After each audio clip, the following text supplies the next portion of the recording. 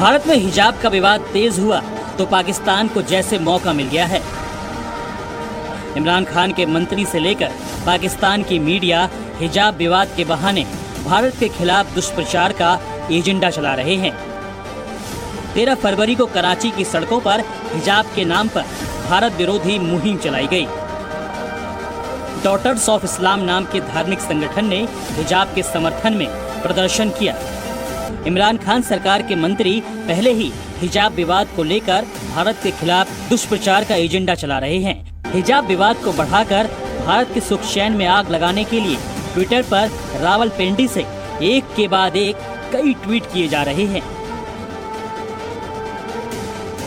ये उन 85 लोगों के ट्विटर हैंडल हैं जिनके जरिए पाकिस्तान इस आग में घी डालने का काम कर रहा है। ये लिस्ट बता रही है कि इस विवाद में सबसे ज्यादा 11 ट्वीट ताज अम्मल 99 नाम के ट्विटर हैंडल से किए गए हैं, जबकि नाजिया मेमन 01 नाम के ट्विटर हैंडल से 6, डॉक्टर अजीम नाम के हैंडल से 5, MSA 7595 ट्विटर हैंडल से 4 ट्वीट किए गए हैं। ट्वीट करने वालों में पाकिस्तानी आर्मी के पूर्व सदस्य भी शामिल हैं। रिटायर्ड लेफ्टिनेंट जनरल M हारून असलम नाम से 4 ट्वीट किए गए हैं और इसके जरिए भारत के अल्पसंख्यकों को भड़काने की कोशिश की जा रही है। ट्वीट में लिखा है, कट्टरपंथी हिंदुओं के सहारे भारत की सरकार ने हिजाब का मुद्दा खड़ा किया है ताकि मुस्लिमों को हाशिए पर धकेला जा सके। ये कभी मुद्दा नहीं रहा। हिंदुस्तान में शिक्षण संस्थानों में हिजाब को लेकर विवाद बढ़ा तो पाकिस्तान की सरकार से लेकर पाकिस्तान की मीडिया तक भारत को अल्पसंख्यकों की आजादी का पाठ पढ़ाने लगे। लेकिन उसी पाकिस्तान में हिजाब इतना जरूरी है कि ना पहनने पर छात्राओं को जुर्माना भरना पड़ेगा। नमाज की टोपी इतनी जरूरी है कि वैलेंटाइन डे पर कोई भी छात्र इस मेडिकल कॉलेज में अगर बिना टोपी के मिला तो उसे सजा सुनाई जाएगी। ये पाकिस्तान का वो चेहरा है जो वहाँ की सरकार, वहाँ की मीडिया से लेकर वहाँ के एक बड़े तबके में घर कर चुका है।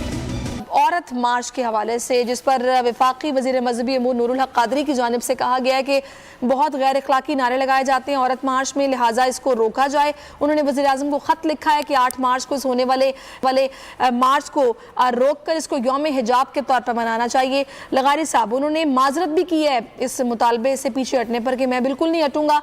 आप उनके इस मुतालबे को किस तरह देख रहे हैं? देखिए, मैं उनके साथ मौजूद था एक हम अपने ही बोल्ड न्यूज़ के शो में। मैंने उनसे ये कहा था कि एक ऐसी सोसाइटी जिसको चारों तरफ से घेर कर एक अजियत में मुब्तला किया गया, दहशत में मुब्तला किया गया, खौफ में मुब्तला किया गया, डर में मुब्तला किया गया और इस सारी सूरत हाल में खातून सॉफ्ट टारगेट रही है। खातून को जो है बहुत बुरे तरीके से निशाना बनाया जाता है। क्या उनको रोने की इजाज़त भी नहीं है? क्या उनको अपनी इज्जत बचाने की इजाज़त नहीं है? क्या उनको अपने डिफेंस की इजाज़त नहीं है? क्या उनको अपना बयान देने की इजाज़त नहीं है? क्या उनको मार्च करने की इजाज़त नहीं है? क्या उनको एहतजाज करने की इजाज़त नहीं है? ये कौन सी तरीका है कि एक वज़ीर आज़म से मुतालबा करे कि औरतों के मार्च पर पाबंदी लगाए? क्यों? किस लिए? क्या खौफ है? क्यों ऐसी पाबंदी लगाई जाए? मैं कहता हूँ हर शहरी आज़ाद है। हर शहरी को इस बात का इजहार करने का हक हासिल है कि वो किसी भी अपने नुक्ता नज़र को जो कानून और आइन के दायरे में हो उसको पेश करे। आप कौन होते हैं इस चीज़ को रोकने के लिए? वज़ीर आज़म को माने उनने दुरुस्त नहीं किया है। ख़वातीन की इज़्ज़त होनी चाहिए। ख़वातीन को की पाबंदियों के सबब ये हुआ है कि नूर मुकद्दम इस तरह के मार्च में आती थी, निशाना बन गई। नूर और इस तरह से बच्चियाँ निशाना बनती हैं। ये क्या किया था उस बच्ची ने जो 17 साल की बच्ची को हमारे सुरजानी टाउन में बेरहमी से और उन्होंने तशद्दुद का और वहशियाना तशद्दुद का और अपनी हवस का निशाना बनाया। तो इन बच्चियों की आवाज़ भी नहीं होनी चाहिए, इनको कोई बोले भी नहीं। कम से कम बच्चियों को जाकर शादी कर दी जाती है। बच्चियां जो हैं वो अल्लाह माफ़ करे भेड़ बकरियों की तरह बेच दी जाती हैं। इस पर बात नहीं करना चाहिए, कोई बात भी ना करे। होता है इस मुल्क में, होता है सिंध के अंदर, पंजाब के अंदर, खैबर पख्तूनख्वा में, बलूचिस्तान में होता है कि बच्चियों को एक कमोडिटी की तरह, एक चीज की तरह, एक सौदे की तरह बेचा जाता है। तो क्या इसकी इजाजत? हमारा माशरा आज भी वही है जिसमें कारोकारी का इल्जाम लगाकर वनी कर दिया जाता है। हमने भी 2-3 रोज पहले खबर पड़ी है कि 2 से 3 लड़कियों को वनी कर दिया गया। तो बड़ा अफसोस होता है, हम आज भी उसी पत्थर के दौर में जहाँ पर खवातीन के साथ ये होता है। जी बिल्कुल ऐसा है। मैं ये कहता हूँ कि ख़वातीन इस सोसाइटी में एक बहुत बड़ा آبادی کا ایک بڑا حصہ، نصف حصہ آبادی کا، آپ اس کے بارے میں تصورات کیا ہیں آپ کے خیالات کیا ہیں؟ کون سی قیامت آ جائے گی اگر خواتین مارچ کریں گی تو؟ پہلے مارچ ہوتا رہا، تمام تر مخالفتوں کے باوجود مارچ ہوتا رہا، تو اس سے کون سی قیامت ٹوٹ پڑی؟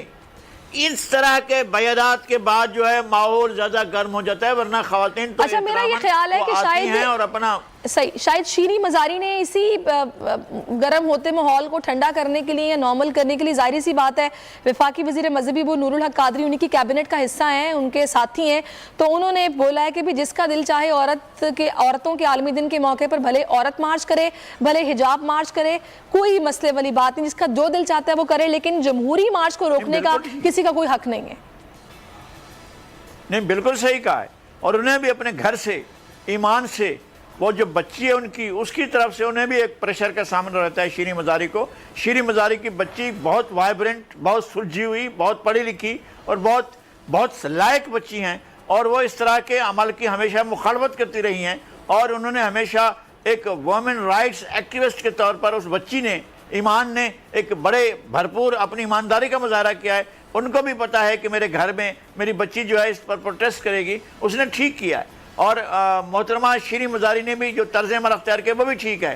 میں کہتا ہوں کہ اس طرح کی آوازیں کابینہ سے آپ پابندی کی بات کیسے کر سکتے ہیں؟ دنیا بھر میں عوام کے پرامن طور پر اجتماع کرنے پر کوئی پابندی نہیں ہوتی ہے، آپ کس طرح سے کہہ سکتے ہیں؟ اور وہ بھی کمزور سیگمنٹ سوسائٹی کا، جسے آپ نے کمزور بنا دیا ہے۔ وہ خواتین اگر جمع ہوتی ہیں تو آپ کو مسئلے ہو جاتے ہیں، وہ خواتین اگر مظاہرہ کرتے ہیں تو مسئلہ ہو جاتے ہیں، وہ اگر مارچ کرتے ہیں تو آپ کے لیے مسئلے پیدا ہو جاتے ہیں۔ بالکل آپ صحیح کہہ رہے ہیں۔